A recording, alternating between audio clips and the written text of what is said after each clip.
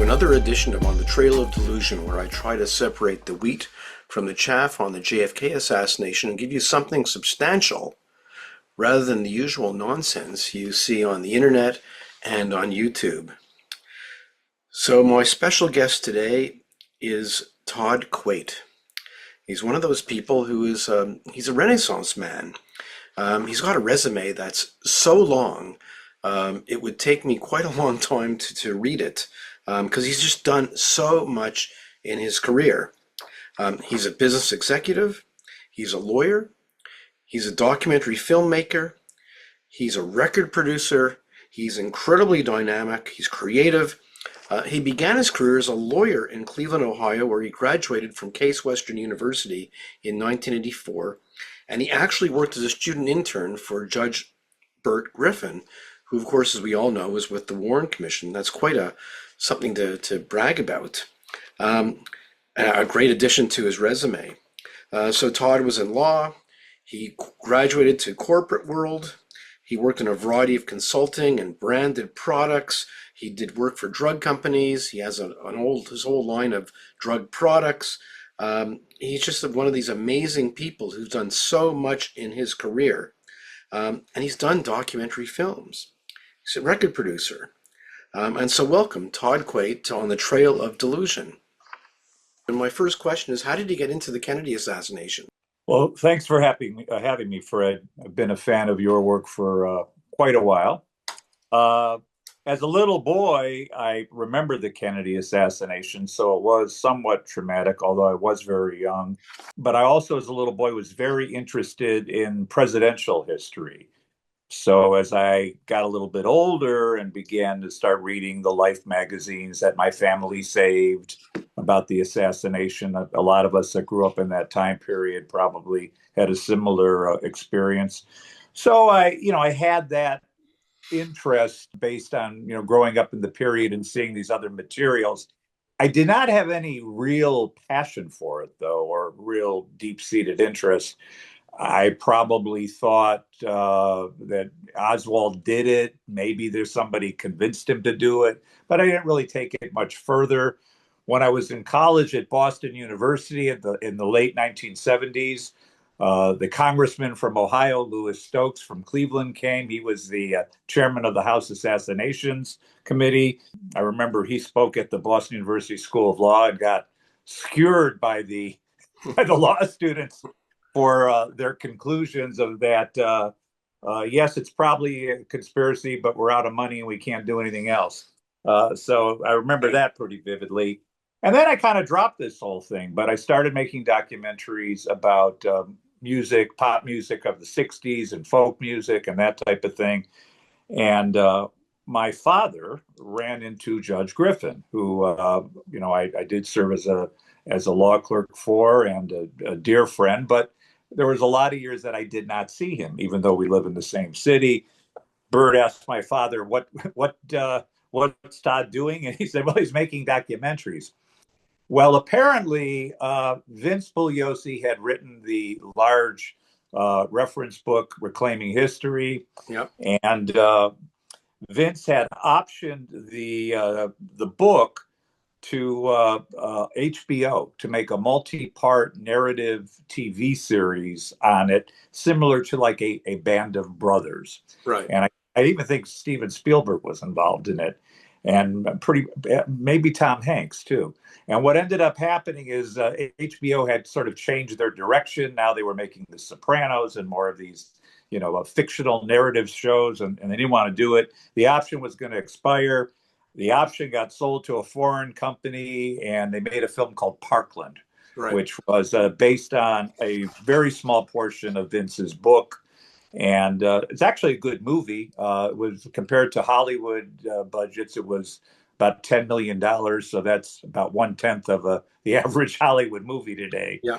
And Vince was not happy with it. So he had been connected with the other surviving staff members of the Warren Commission, and they said, well, someone needs to make a big movie about this whole thing. And Burt Griffin's called me, and I said, I'd love to do something, but I'm a documentary filmmaker in Cleveland. I really don't have the wherewithal or assets to create a multi-part narrative television show that takes place 50, 60 plus years ago. So, but I said, if you're in touch with your colleagues, I kind of am interested in what they think today. They had all been reunited in 2013 for the 50th anniversary. Some of them had written books. David Bellin, who had passed away about the time I got involved, but Gerald Ford, who was a Warren Commissioner, wrote a book. But basically, they didn't talk much about this. The Chief Justice, and you got to remember, these are lawyers. He said, the report has come out. I've ruled. Let the report speak for itself. And I said, now, with all of the things that have come out since that time, primarily a lot of the things that came out in the 1970s, have you or any of your colleagues changed your minds? How do you feel about what was withheld from you, et cetera, et cetera? And how do you feel today? I mean, are you still signing on to the results of the Warren Commission? So he reached out to Howard Willens, who is the highest ranking surviving member. And I had to have lunch with Howard because he was going to say yay or nay. Right. And apparently I convinced him well enough that I was least objective enough and open enough that I would give this a fair treatment. I did tell both of them that I was not conspiratorial, but I also was not convinced. I was kind of coming in looking at this from the beginning. And that if I disagreed with them, I was going to conclude what I wanted to conclude. So Howard reached out to all of the surviving members, and they all agreed to be interviewed by me. I interviewed them all, and that's in the film "Truth Is the Only Client," which came out in 2019. And it was a great experience for me. I got to meet, some of these guys were brilliant law professors. Stephen Breyer was a fact checker, Supreme Court Justice Stephen Breyer. So I got to meet him. That's a big deal for a lawyer. Yeah. And basically, after I looked at all the footage, it was a lot of people saying they did a good job. So this is rather thin. And I knew I was going to get attacked on this subject because, as I'm sure you've encountered, people who are sort of prompting a conspiracy theory tend to get pretty nasty. Yep. So I said I need to make a stronger argument, and luckily I found some witnesses, and that's kind of where I took it off to do my own sort of digging into this whole thing. But that's really how it started. It was an opportunity because I knew Bert Griffin, who I still see all the time. If there was a blessing that came out of that film, it's that Bert and I have been working together on all kinds of things for the past 12 years, and that's been great. He's 90, almost 94, and he's still doing terrific. Yeah, he is amazing. I was on a show with him with Gus Russo, and he was just terrific. Let me show everybody. This is your documentary, and I've watched this 3 times so far. It's almost like I have to watch it every year, once a year. To it's just so good. Thank you. It's not only well made and it really covers the issues. It looks terrific. I mean, it really on Blu-ray. It's just crystal clear. It's really, really lovely. And you cover all the issues between the HSCA and the Warren Commission, and you've got Blakey, and you cover, the single bullet theory and the acoustics, and so this is really going to stand the test of time. And everybody buy this immediately. You've got to watch this documentary. It's just terrific. And it is streaming at various streaming channels, YouTube, and Amazon Prime, and whatnot. I'm glad I did this. After I finished it, I have to say it took about 5 years. It was hard to put together. Initially, I designed it as sort of a 3-part show. The distributor wanted to release it as a feature, so it's a long feature. Right. I still think if you get tired, you should watch it in 3 parts. It is sort of we do have chapters, so I think there are obvious places to take a break. But today, as I'm looking back so many of the people that I interviewed have passed away. And I'm really glad I did this because of that. I wanted to preserve the history of these people who were directly involved in this. And, we found people that hadn't been interviewed extensively, like Bernard Weissman, who Yeah. wrote the ad that triggered Jack Ruby. I mean, Bernard Weissman died this year. G. Robert Blakey, who disagreed with the conclusions that I have, but I thought he was a very important person to interview. I even took a lot of slack from Howard Willens, who didn't want me to interview him, but I thought he was incredibly important in all of this. And Ruth Paine, who has also passed away, I interviewed her, and Steve Barber, the person who from my own home state of Ohio seemed to solve the whole acoustic debacle. So I'm glad I did it. At least, if anything, it exists for people to look at as a reference. Oh, absolutely. It's very important. Robert Blakey just died a few days ago. Yeah. It was sad. He was a very, very good man, and I don't think people appreciate the fact that he really took the helm of the HSCA, and it was in complete disarray until he took it over. And I think he got unfortunately caught up in the acoustics, but he managed to hold it together, and he did a lot of scientific tests, all of which showed that there was a lone gunman. Yeah. And, when we first reached out to him, he goes, well, they were right about Oswald, but they screwed it up that there was another gunman there. And of course, Blakey's conclusion was, yes, it was Oswald with that gun from the 6th floor Texas School Book Depository window. But there was another shooter in the grassy knoll area that shot one shot, missed. And by definition, that's two shooters, and that's a conspiracy. And this was not the official, but then he goes on to say, which was not the official conclusion, that it was a plot that evolved through Carlos Marcello out of New Orleans. A lot of people say that Blakey thought the mafia did it, and that Blakey should know better because he was the author of the RICO statutes. But no, he didn't think the mafia per se did it. He felt that Carlos Marcello somehow had tricked Oswald into firing this shot at President Kennedy and ultimately killing him. Yeah, the missing piece is how you get to Oswald. I mean, that is sort of the missing piece. One of the people I've been in touch with is Dan Moldea, who has done a lot of work on the RFK assassination, who's convinced Sirhan did it by himself, but he thinks that there's a conspiracy in the JFK assassination, and it's Marcello or Trafficante or whatever. But how do you get to Oswald? How do you explain Oswald? That's the key question that they can't answer.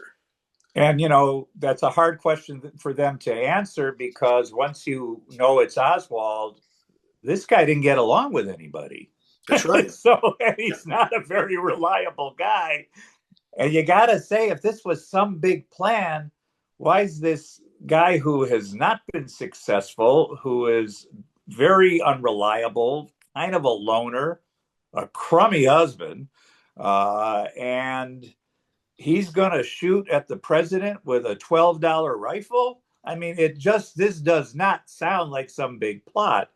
So, I can see why a lot of, if you're really touting a conspiracy theory, you got to get around the whole Oswald story, which then involves Ruth Paine and all of these other things. And the only way they can explain a lot of it is to say, well, everyone was part of the plot or part of the CIA and part of the cover up. And then it gets so outlandish that you can't possibly believe that something like that could happen. Yeah, and that's why they refuse to really say exactly what their narrative is. Yeah, I know. So they'll have 1,001 different factoids, but if they can't put it all together into something that makes sense. Right. And what really upsets me the most is the way they treat people. Well, Ruth Paine. Ruth Paine was a very, very nice lady, a very good person. She's a Quaker. She was a Quaker. Yep. And the way she has the way she's been treated by the conspiracy theorists is absolutely it's a disgrace. While I was making my movie, there was another filmmaker who made a film about Ruth Paine, and he had gained her Yep. cooperation, and he basically released the film with the penumbra, sort of, because it doesn't come directly out and say this, that Ruth Paine had something to do with the CIA. And my counter to all of that is when I try to find Ruth Paine, I found her on Google, which I don't think is where you hide presidential assassins, and then called her up at the senior Quaker living facility in Santa Rosa, California, or somewhere in that area. So again, it's just so ridiculous when you start digging farther into this. Yeah. And yeah, And I that was the epiphany for me when I was interviewing her. There was a point where I just looked at and I go, one, this is an example of no good deed going unpunished because she had exactly. taken care of Marina Oswald and her children. And then secondly, that what this poor woman has had to deal with all these years is really, really sad. Yeah, and there's that story of Ruth going to Nicaragua to help with poverty projects, and all of a sudden somebody down there recognizes her and says, "Oh my God, you're with the CIA. You're here to spy on us." Yeah, And she made life hell for Ruth, and Ruth had to leave and go back to the States. yeah. I mean, it just is, and that documentary about Ruth Paine. I mean, rather than doing the research to understand that all these allegations are ridiculous, he just presents them, and then it's left up to you to wonder if it's true, and Yeah. it's just Yeah, very, very, I think he wants you to believe that something's there. I think that yeah. at least that's the gist that I got. And I talked to him. He filmed some of the things that I was doing. I let him film it, and everything. But I said to him, I said, it seems like you're sort of railroading her here a little bit. And he did put in people in the film that, you knew what they were going to say. They were not going to espouse a theory that didn't involve some type of grand conspiracy. So, Yeah, no, it's sort of like the old Garrison thought he must have something, so there must be something about Ruth Paine. right. I don't know what it is, but there's something there. Right. I really wish that I had known about your documentary years ago when you were in Dallas. You brought the documentary to Dallas, and a lot of people were there for the premiere. Oh, And boy. and I go every year to Dallas with a lot of my JFK buddies, but I really didn't know them back when that happened, and so I wasn't there. And I really, really regret that I wasn't there for that because everybody talks about it. Everybody that I know talks about what a great night that was, and they could talk to Bert Griffin and they could talk to all the various people who were in your film who were there. So it must have been amazing. Almost all of them came. Yeah, we Yeah, brought everybody. I brought everybody at my expense. I brought in all of the surviving staff members that maybe there were one or two that didn't want to come, but most of them came. Ruth Paine was there. Bernard Weissman came from Michigan. Yeah, and we did take questions. Was a Q&A at the end. The sixth floor museum did help me promote the event, and we premiered the movie at the Texas Theater yeah, where Oswald was arrested. Of course, everyone wanted to know the exact seat he sat in, but that row had been removed as they put new seats in, that are more comfortable for today's theaters. right. Yeah, no, everybody talks about that night, and so and there was a dinner and everything else. It was just sounded fantastic. Yeah, we had dinner the night before at Campese's, which is presumably, which is where Jack Ruby would often go and have dinner at his restaurant. Yeah, and the Campese family came to the show the next day. Yeah, we do the same thing every time I go to Dallas. Our last night is in Campese's, Yeah. so we do the same thing, and in fact, I'm going back to Dallas in June with some buddies, and we'll go to the Ruth Paine house. In fact, well, a few years ago, I spent a whole week with Ruth Paine, Yeah. so it was quite in fact it was fantastic going through her house with Ruth. Yeah, me too. That I was went and walked through it with her too. Yeah. that was amazing. I mean, It's my God, so tiny. You figure, the garage, we picture yeah, all this in our head, and there's this garage and bedroom, and this is a very small home, yep, and she was kind enough to put Marina up, and apparently at least let Lee Oswald stay there occasionally, certainly the night before of the assassination. So has any conspiracy theorists reviewed your film? Oh yeah, I get attacked right and left. There were a few, obviously, no more than a few. There were quite a few of them there the day of the premiere. So some of them were renowned. David Lifton was there. He Oh, started, I mean, he started arguing why I left out that Lyndon Johnson killed the president. And there were a few, there were things like that. One guy came and the Sixth Floor Museum knew him. He was wearing a suit with nothing but question marks, like the Riddler. right. He was there. They say he always dresses like that. He hounded me for about a year after that, calling me, telling me I'm wrong, and all this other stuff. So yeah, there were a lot of them there. And if you look up the movie, if you look up the movie's reviews, if there's a good review, it's because they like the movie and learned something. If it's a bad review, it's clearly this is a pile of BS. The Right. minute I saw Vince Bugliosi, I shut it off, and all this other stuff. And I have to tell the viewer, I would have come up to my own conclusion no matter what. I mean, nobody put any shackles on me. I paid for this film myself. I paid for all the work, and this is the conclusion, and I am confident that it's the right one. And I think it's a concern today where we're living through a time where conspiracies are rampant. Probably, social media, and obviously the president of the United States now who's conspiratorial. So Yep. it's a danger, and I worry that people are just giving up on critical thinking. And that's my message going forward. Yeah, Be I'm careful. I'm I'm very worried too. I mean, I think good example, for instance, Dick Russell, who is Yeah, a JFK conspiracy guy, and has written also. Well, he was the main researcher for Rob Reiner's podcast, I know. and now he has a Substack where all he talks about is UFOs and the cover up on UFOs, and of course the worst conspiracy of all, which is anti-Semitism, Yeah. is now all over the place. It's on the right, it's on the left, and we're being infected by conspiracy theories wherever we go.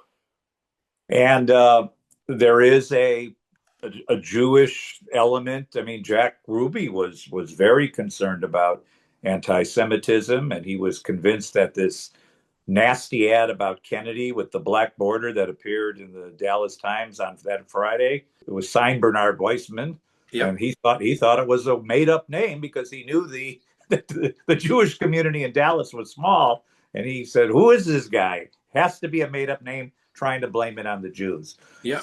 He went, that was the start of him really going crazy. And Absolutely. my funniest story about Jack Ruby is when he was appealing his sentence in 1965, he was examined by this psychiatrist, Werner Tutor.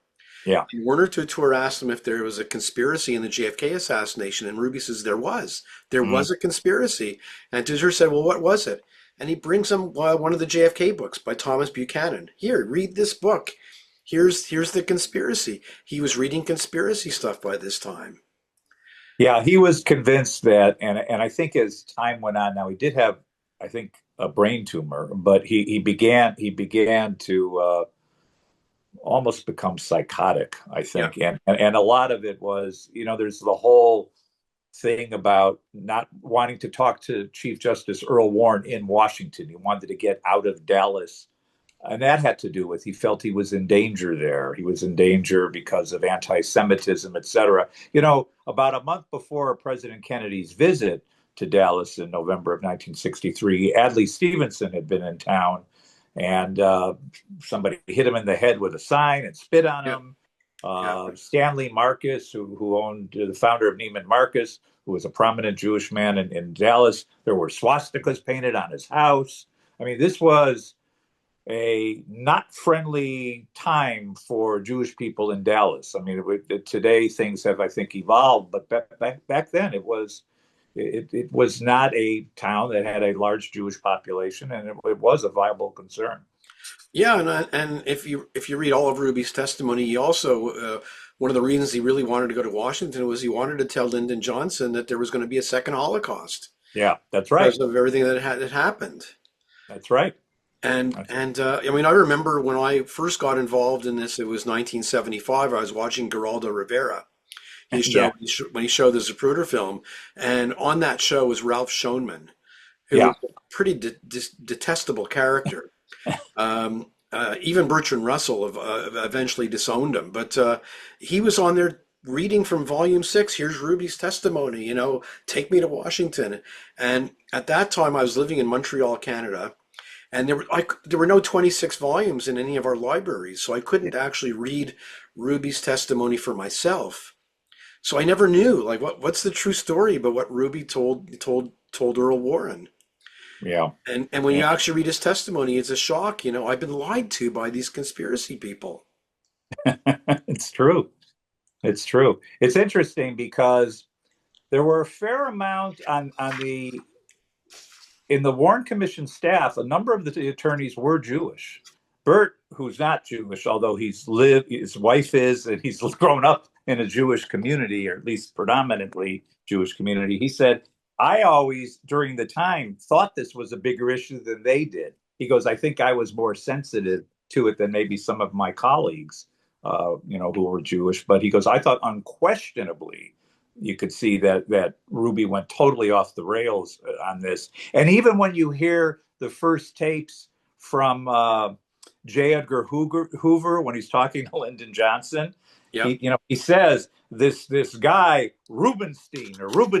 He uses his Jewish name. yeah, What Ruby was a shortened name. So maybe he wasn't too far off that there was some kind of a thing.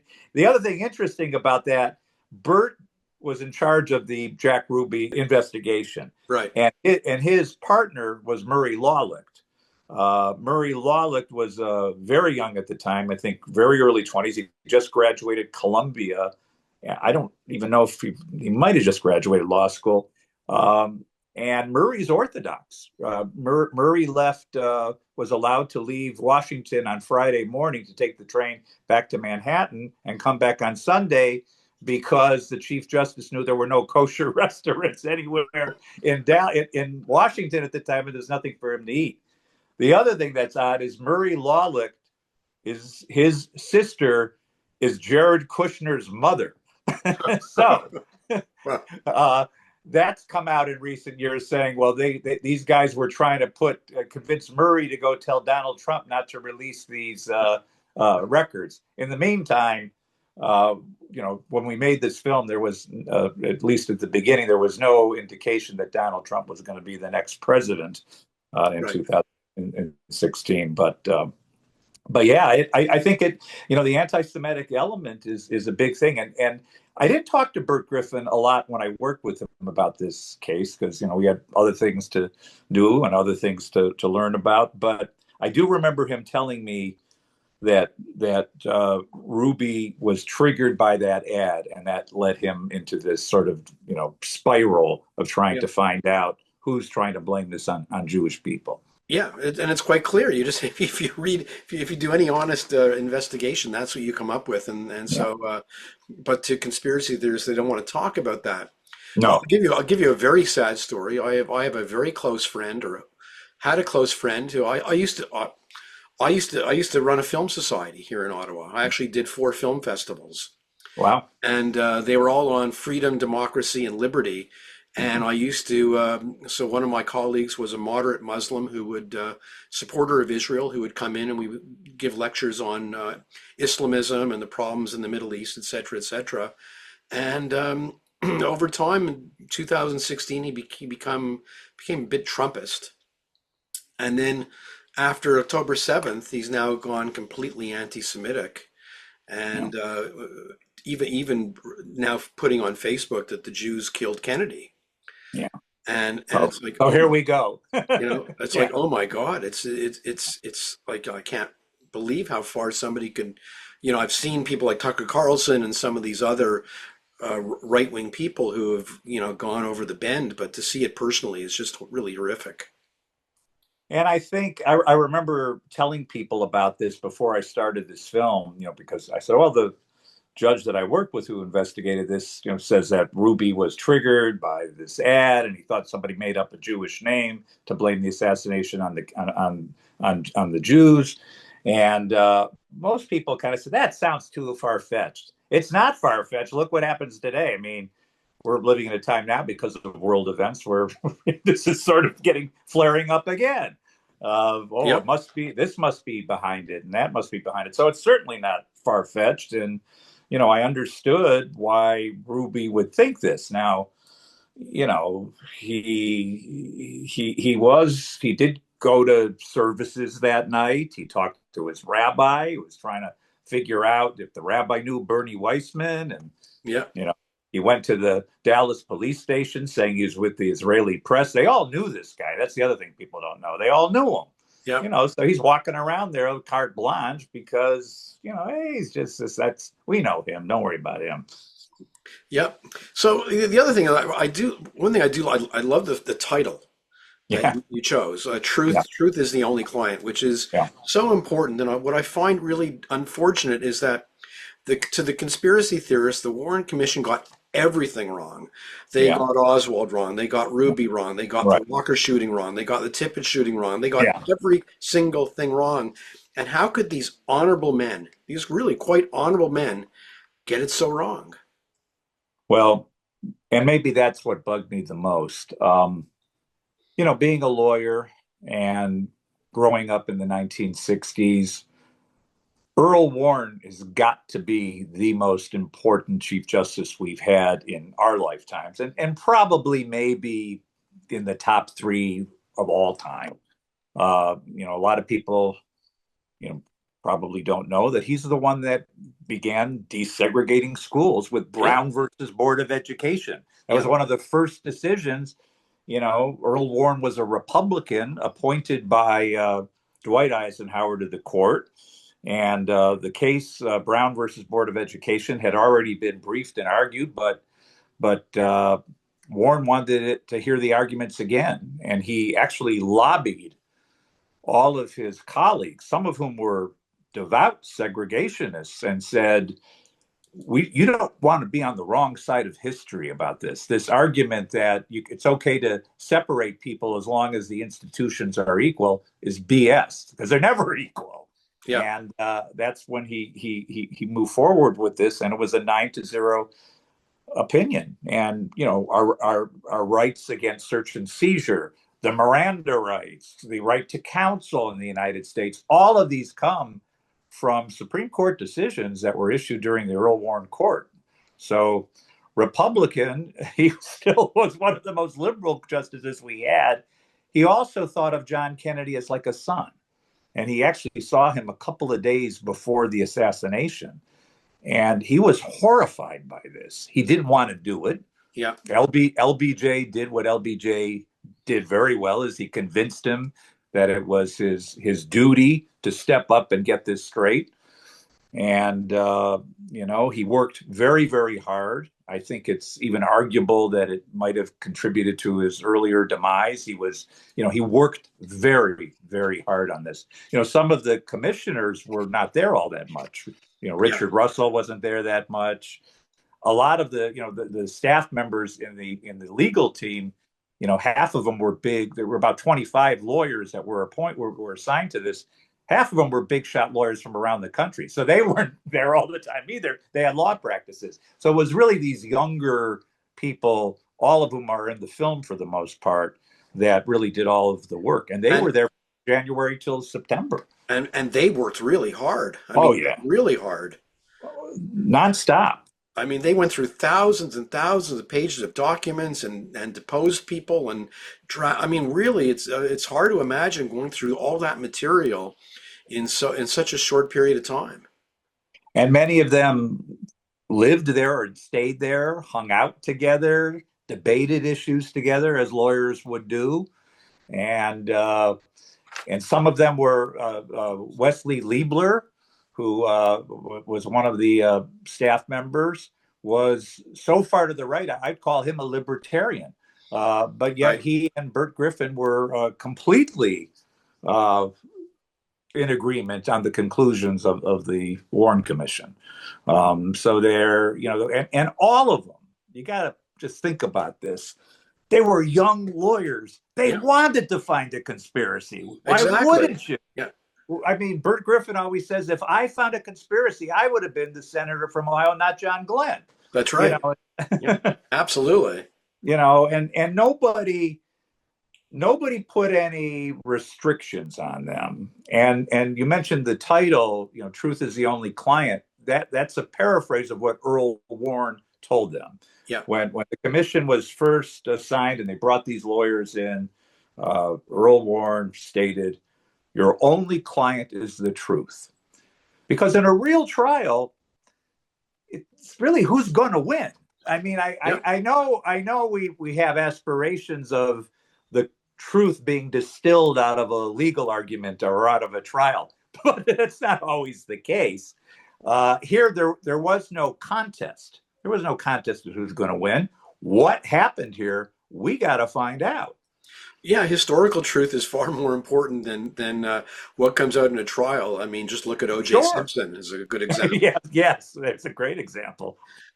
You talk about Wesley Liebler. I mean, I actually have a copy of his unpublished manuscript. Oh, you do? I've always tried to see Yeah. a copy of that. Well, Howard. someday I'll pop. It's really good. It's Yeah. it's unfinished, but it's around 300 pages, and it really goes through, well, all the stuff you would think it would go through. I'll put it online at some point. It just brings up the name Mark Lane. Yeah. What do you think of Mark Lane? I think he was an opportunist. I think in those early days, I could understand why people would have suspicions. I mean, clearly, when the assassin is gunned down in the police station, that Yeah. should raise some suspicions. I think he had a theory, and he tried to chisel the facts to fit the theory, which is kind of what happens here. There could be, when the president of the United States is killed, there could be multiple suspects, many of whom would make perfect sense in the grand scheme of things. But at the end of the day, you have to reconcile that theory with facts that we absolutely know occurred. Yeah. And if it conflicts with the theory is wrong. And so I think that's what happened. He got very popular. He became sort of the spokesperson for for that side of it. He was very popular on college campuses. A lot of people who are maybe a generation older than me did see him speak during that era and said he was very convincing. He debated. I think he debated. Did he debate Liebler? He's debated some. Yeah, he debated. He debated Liebler at UCLA. Yeah. But I think and then after a certain point, that became his shtick, so to speak. He was locked into this story, and he never really wavered from it. I remember watching the movie of his book, which I think I saw before I read the book, and I remember it being, certainly didn't impress me in any way as to me feeling that he really divulged anything that was going to change my thoughts on all of this. No, I mean, in fact, you could actually, if you go to Emil D'Antonio's papers at the University of Wisconsin, you can get the complete transcripts of the interviews for Rush to Judgment. Yeah, Lane leaves out all the stuff that is counter to his theories. I know, and that's unfortunate when people do that, because this really was a national tragedy. We really did need to know who did it, because think of the times back then. I mean, there were so many logical suspects. And the worst part to me was when Jim Garrison did his complete nonsense. But I think where I really is, he was one of the first to really mix it all up with Vietnam. Yeah. A tragedy of the United States in Vietnam, and a mistrust of the government, and you tie it all into the JFK assassination, and it's poisoned people ever since. It's fun, and your work should be certainly complimented on Jim Garrison. Your book, on the Trail of Delusions is an excellent thing. And I'm a little torn on Garrison. I mean, at least he was a law enforcement official who was trying to find out what happened here.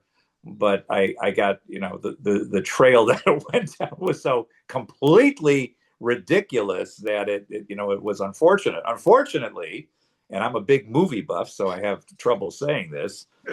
Uh, the the fact of the Kennedy assassination in many people's minds is what happened in JFK, which is of course the Oliver Stone film, which was inspired by Garrison's work, and and Oliver Stone has always been focused on the causes and delay of the Vietnam War, and this would make perfect sense that he was killed because President Kennedy was going to withdraw from Vietnam, and the military industrial complex, as warned by Dwight Eisenhower. He always starts with that clip of Eisenhower.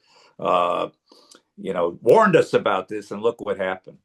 But then you got to ask yourself, and it's very speculative, all of Lyndon Johnson's advisors were the same people. Yeah. And President Kennedy and Robert Kennedy were anti-communist people. There was no, they were, Robert Kennedy was an assistant to Joseph McCarthy and went to his funeral. Yeah. So, to say that they weren't concerned about communist influence in Vietnam, you can't conclude that Kennedy would have pulled us out of this. I mean, we don't know. Really gets me about Robert Kennedy is that the conspiracy critics will talk about, well, the CIA did not tell the Warren Commission about attempts to kill Castro, but Robert Kennedy didn't tell them either. No. And I will tell you this, and again, I got to know these guys pretty well. They thought that was reprehensible. And when I say they, I mean the staff members. Yeah. They thought, one, it was reprehensible that we were using backdoor channels, potentially organized crime connections to kill a foreign leader.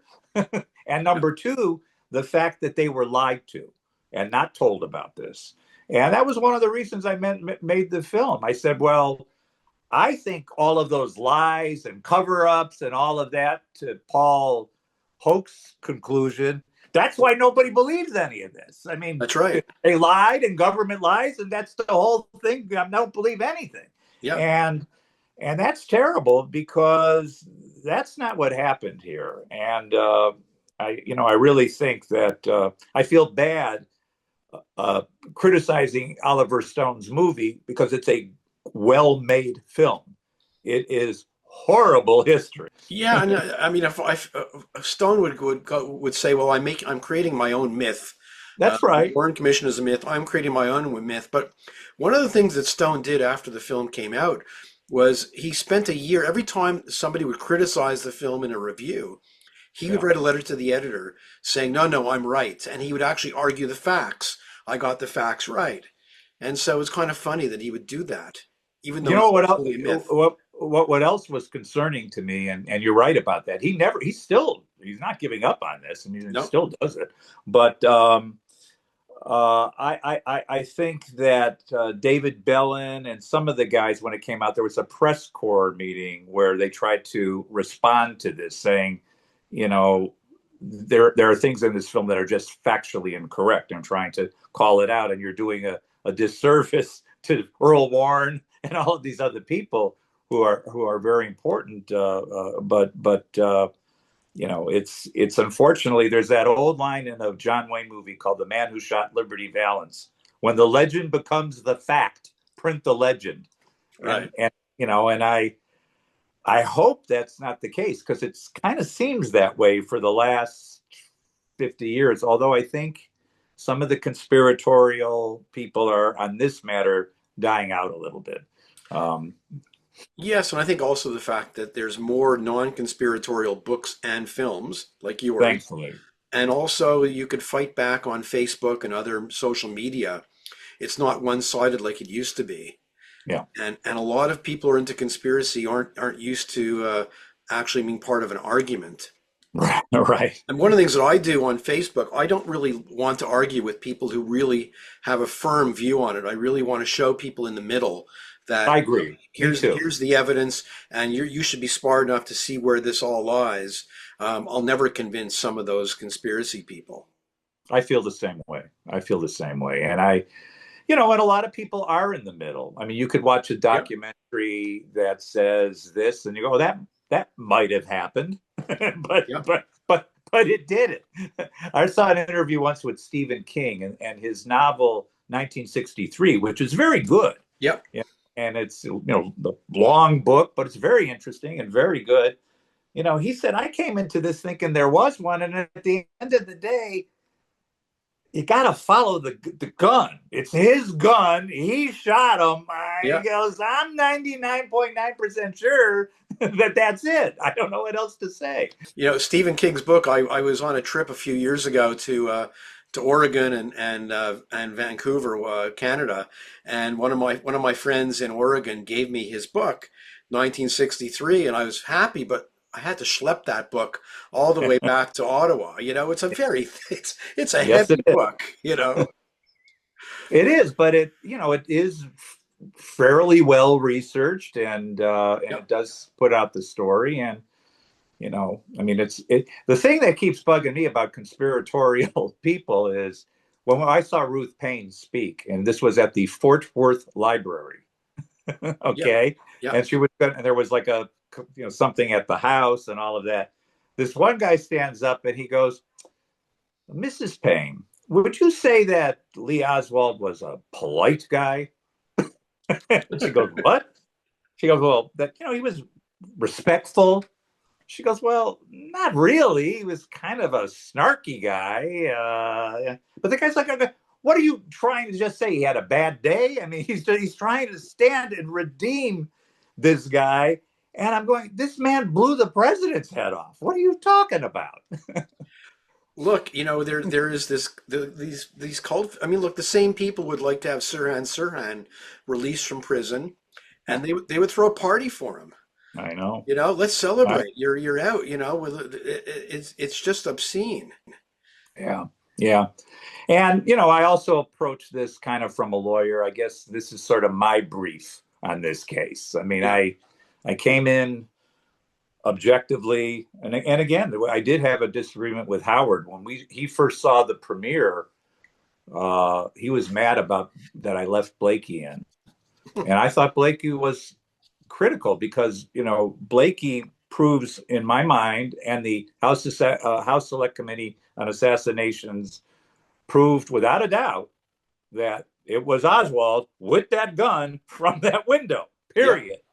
Uh, Whether anything else happened beyond that to convince Oswald to do it, that's a bigger argument. And it's And hard to Oswald prove. killed Tippit too.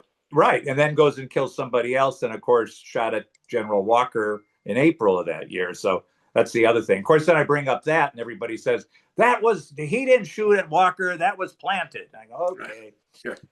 What about the letter that he left admitting that he was shooting at? That was planted too. Right. So you got a lot of plants going on. Well, that's why they can't give you a narrative. They got so many things that are faked, planted, altered that they can't give you a coherent narrative.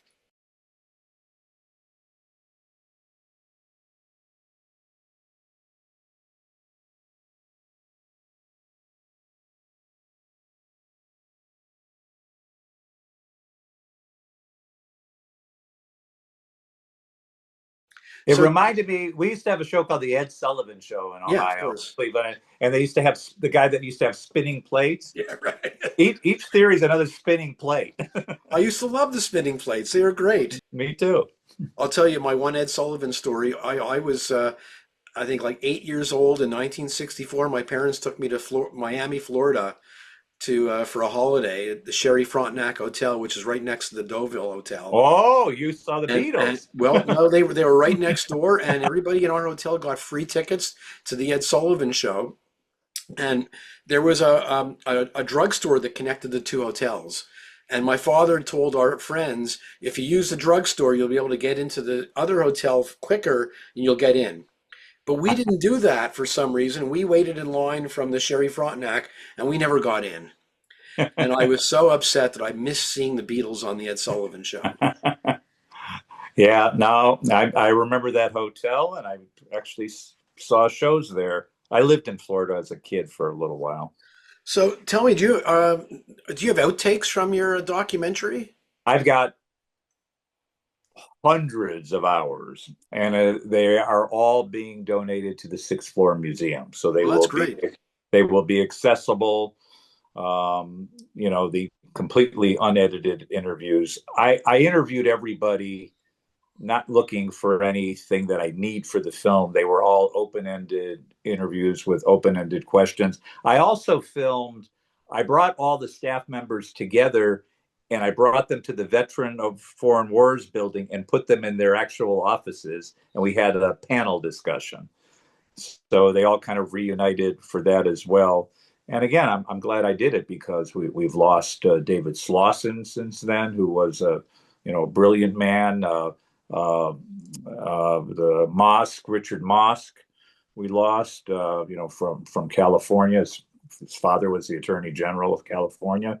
So yeah, I mean, we've lost some of these people. I'm certainly glad that I preserved all of this. The one guy who refused me an interview, there was one guy that refused, was a fellow named Charles Stafford, I think, or Schaffner, who was a criminal lawyer in the Department of Justice, actually worked for Howard Willans, but he was investigating the Teamsters. And I guess Robert Kennedy had him kind of snoop around the staff for about 6 weeks to see if the Teamsters had anything to do with the assassination. And he came back and said no, and that was the end of it. Well, Schaffner apparently at some point after Philip Sheenan's book came out, which was about 2013, which was a good book, and he granted an interview and he quoted this lawyer from Miami, Frank Rangano, saying that he thinks the mafia did it. Well, that quote pissed off Howard Willans, who wrote Charlie a nasty letter, and he said, "I'm not giving you an interview because I'm mad at Howard." And then he died. So it's too bad. Yeah. Well, no, I got to hand it to you. I mean, I think that's fantastic. You're donating all that material to the Sixth Floor. It's the best place for it, and congratulations on preserving an important part of American history. So it's absolutely fantastic. Oh, one last thing. What really, I mean, again, what bugs me is all of these people. They were all honest men, and to think that they all conspired to hide the truth is just what a slander. That's the overall message. So you got all these people, all these years later, none of them cheated on their income tax. None of them got disbarred. None of them, they became judges, deeply respected law professors at Harvard and at Berkeley, and Mel Eisenberg, who knock on wood, I think still living, who a brilliant professor at Berkeley. These were the salt of the earth guys, the tops of their class. I mean, it's ridiculous to think that they would do something like this. Yeah, absolutely. Well, thank you very much. Is there anything you want to add before we sign off? Well, I appreciate your work. I certainly enjoyed meeting you, and I hope at some point we can make some contribution to swing the pendulum to a more reasonable assessment of what happened in this, terrible tragedy. I think we have, and I thank you for your contribution. Terrific. Well, it's good to see you, Fred, and good to see you. Stay in touch. Yeah, thank you very much. Okay. All right. Take care.